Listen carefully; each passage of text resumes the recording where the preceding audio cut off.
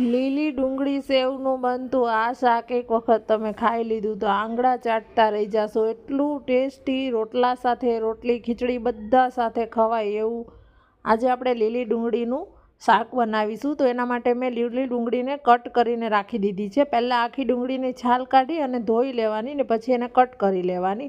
તો મેં લીલી ડુંગળીનો સફેદ ભાગ અને ગ્રીન ભાગ છે અલગ રાખ્યા છે ને અલગ અલગ ટાઈમે શાકમાં એડ કરવાના છે. સાથે જ એક ટમેટું અને બારીક કાપેલી 8-10 કળી લસણની છે એ મેં અત્યારે ઝીણી ઝીણી કટકી કરીને લીધી છે. તમારે જો પેસ્ટ લેવી હોય તો લઈ શકો છો.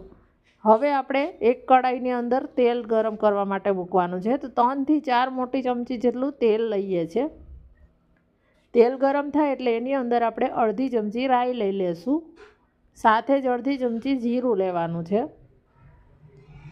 રાઈ જીરું ફૂટે એટલે લસણની જે આપણે કટ કરેલું છે એ લઈ લેશું. લસણામાં ચાવવામાં આવશે એટલે બહુ સરસ ટેસ્ટ લાગશે. હવે આપણું લસણ છે એ હલકું ગુલાબી જેવું થાય એટલે અડધી ચમચી હળદર લઈ અને ડાયરેક્ટ એની અંદર આપણે 1 નંગ ટામેટું છે કટ કરેલું એ લઈ લેવાનું છે અને તરત આ રીતે બધી સાઈડ વઘાર છે એ મિક્સ કરી લેવાનો છે. છાંટા ના ઉડે એનું ધ્યાન રાખવાનું. હળદર એડ કરી છે એટલે છાંટા ઓછા ઉડશે અને શાકનો કલર પણ હળદર અત્યારે એડ કરવાથી બહુ મસ્ત આવે છે.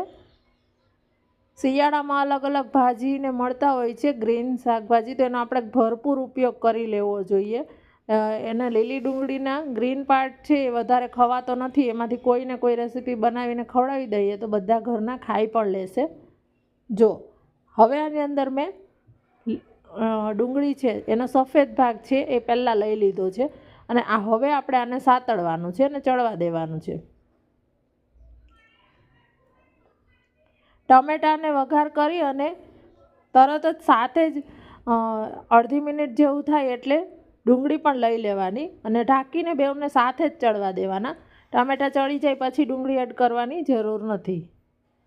3 થી 4 મિનિટ જેવું થશે એટલે જો આપણી ડુંગળી છે એ આવી રીતે છૂટી પડી જાય અને અધકચરી જેવી ચડી જાય, ટ્રાન્સપરન્ટ થઈ જાય એટલે આપણે જે ડુંગળીનો ગ્રીન ભાગ છે એ લઈ લેશું. એના જે પાંદડાનો ભાગ આવે છે એ ડુંગળીને એકદમ ગળી નથી જવા દેવાની. આ શાકમાં થોડીક માઇનર એની ક્રંચ પણ રહેશે ને એવી સરસ લાગશે. એકદમ જ મેલ્ટ ના થઈ જવી જોઈએ.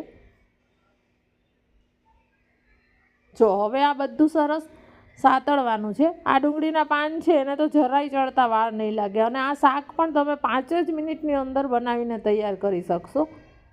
જો હવે મેં 1 ચમચી ગ્રીન ચટણી લીધી છે. મારી પાસે અત્યારે જે ગ્રીન ચટણી હતી એટલે લીધી છે. જો તમારી પાસે આ ના હોય તો તમે આદું, મરચાં, લસણ અને કોથમીર એને ખાંડી અને એની પેસ્ટ બનાવીને 1 મોટી ચમચી જેટલી લેજો. એનાથી આ શાકનો આખો ટેસ્ટ ફરી જાય છે અને બહુ સરસ લાગે છે. કોથમીર, મરચાં, આદું અને લસણ. અત્યારે મેં ગ્રીન ચટણી 1 ચમચી લીધી છે. હવે એને ઢાંકી અને થોડીવાર માટે ચડવા દેવાનું છે અને મીડિયમ ફ્લેમ પર જ આ શાકને ચડવા દેવાનું છે. જો હવે આ બધું સરસ ચડી ગયું છે અને આપણા મસાલા છે એ એડ કરવાના બાકી છે. તો હવે આપણે મસાલા કરીશું.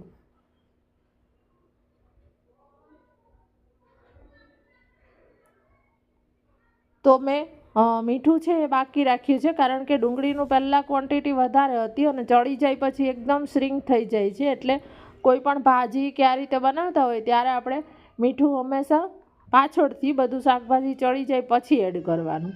તો હવે આપણે સ્વાદ પ્રમાણે મીઠું અને ટેસ્ટને બેલેન્સ કરવા માટે મેં 2 નાના ટુકડા સાકર લીધા છે. તમે ખાંડ લેવી હોય તો 1 નાની ચમચી ખાંડ લઈ શકો છો.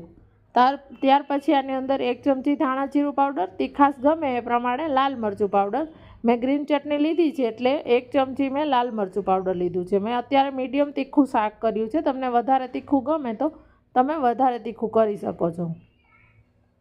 હવે આ બધું સરસ મિક્સ કરી મસાલા બળી ના જાય એટલે આપણે એની અંદર પાણી એડ કરી દેવાનું છે અને આપણું ડુંગળી ટામેટાં છે એ પણ એકદમ સરસ ચડી જ ગયા છે. એટલે પાણી છે અત્યારે તમારે રોટલી સાથે કે રોટલા, ખીચડી શેની સાથે ખાવું છે કે પછી ભાખરીમાં ચોળીને તો એ તમારે જોઈ લેવાનું. જો તમે રોટલામાં કે ભૂકો કરીને ચોળીને ખાવાના હોય તો તમારે રસાનું પ્રમાણ થોડુંક વધારે રાખવાનું.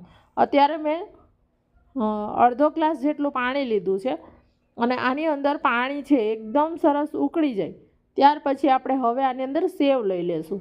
તો અત્યારે આપણે લીલી ડુંગળી સાથે સેવનું કોમ્બિનેશન કરીએ છીએ. જો તમને એમનેમ જ આ રાખવું હોય ડુંગળી ટામેટાનું એમનેમ લીલી ડુંગળીનું તો પણ રાખી શકો છો. અને સેવ છે એ લાસ્ટમાં એડ કરવાની. પાણી એકદમ સરસ ઉકળી જાય, સેવ એડ કરી દીધી છે. ગેસ હવે આપણે બંધ કરી દેવાનો છે. જો જમવા બેસવાની હજી વાર હોય તો સેવ પહેલાં એડ નહીં કરવાની. જ્યારે જમવા બેસવું હોય ત્યારે એકદમ સરસ આ ગરમ કરી અને પછી સેવ ઉમેરી અને સર્વ કરવાનું. અત્યારે જમવા બેસવાનો જ ટાઈમ છે એટલે મેં સેવ એડ કરી દીધી છે અને ઉપરથી ફ્રેશ કાપેલી કોથમીર છે એ લઈ લઈએ છીએ. બાજરાના ઠંડા રોટલા સાથે આ શાક બહુ સરસ લાગે છે.